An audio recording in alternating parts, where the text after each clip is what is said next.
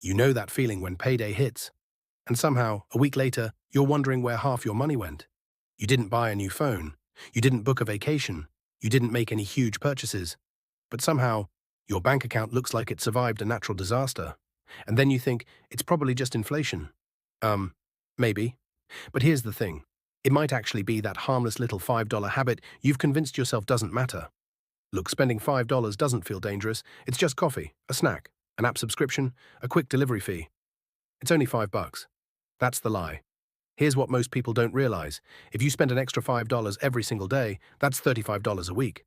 That becomes about $150 a month. And over a year, that's roughly $1,825. Let that sink in.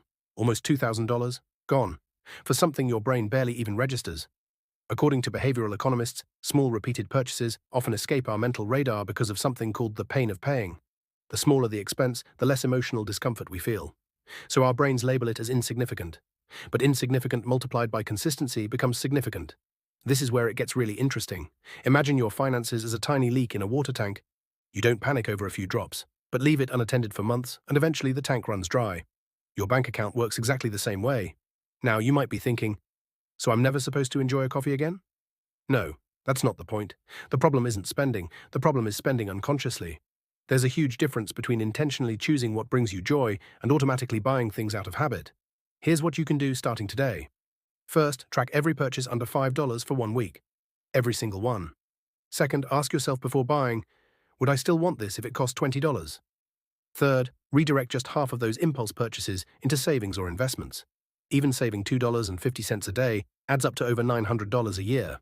Small choices build financial futures. Most people think wealth is built through massive financial breakthroughs, but more often it's built through tiny decisions repeated consistently. The habits that quietly drain your money can also quietly build your freedom. So the next time you hear yourself say, it's only $5, pause for a second.